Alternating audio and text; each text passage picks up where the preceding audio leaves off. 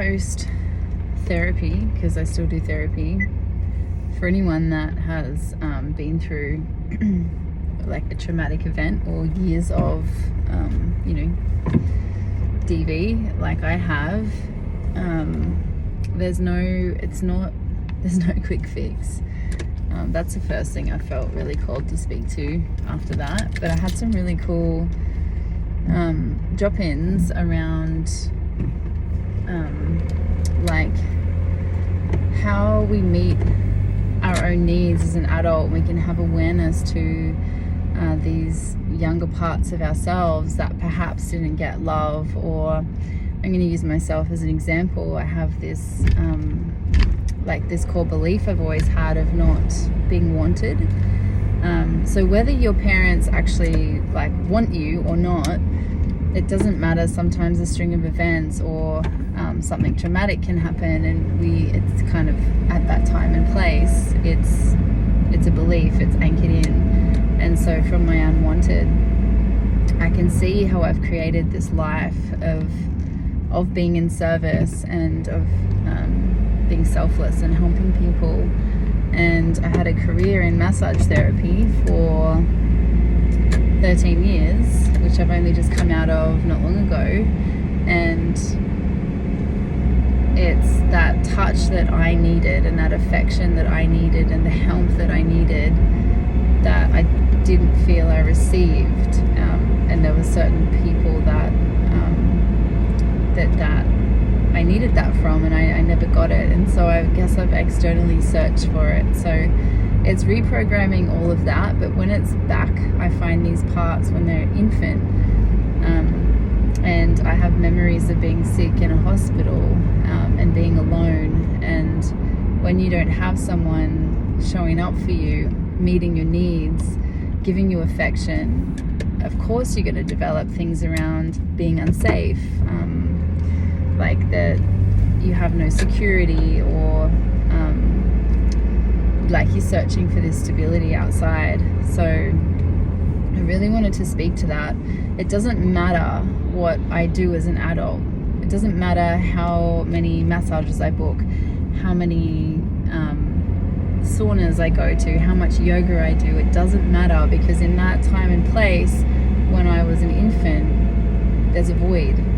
And so to go back to that void, I have to, now I work on accessing meditations where I drop in and I spend time with that part, and I give it what it needed at the time. And so I'm healing with that part. And that's what it means to show up and to meet your own needs. Because yes, other people can help to heal your trauma, but if you can get to the root of it and begin to clear it from the root of it and feel that void for yourself, then other people are naturally going to meet it, because you're resonating with that energy of there's no more victim mentality, there's no more sadness there's no more grieving what you didn't have, because the void has been filled or healed. So hopefully that makes sense. I just wanted to touch on that, explain that, because I find that it starts to make sense from a different lens when we can zoom out enough and know that these parts can still take over, and they can still run our life, and they can create all this unnecessary suffering. It creates suffering, because then you choose a partner who doesn't want you, which I did many times. I don't do that now. There's things I don't do, there's things I have healed to get to where I'm at, but there's also still parts that I work with, and I want to really normalize therapy. And I go once a month, sometimes once a fortnight, because we all need it. And if you've been through, for me, even just our childhood can be enough, but fast forward into my whole 20s and being in a domestic violent relationship, being controlled, manipulated, it gets very confusing to navigate the world. Even though I've been out of that situation for almost 9 years, I still find sometimes I'm not sure if I'm being manipulated, and I have to really check in all the time with these parts of myself, thinking that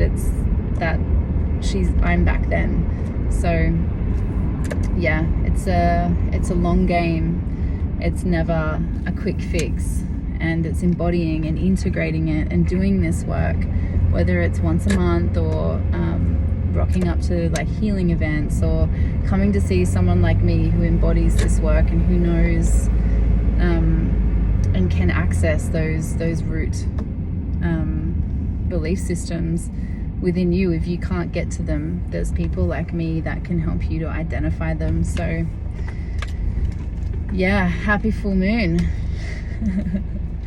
Hope you enjoyed those insights.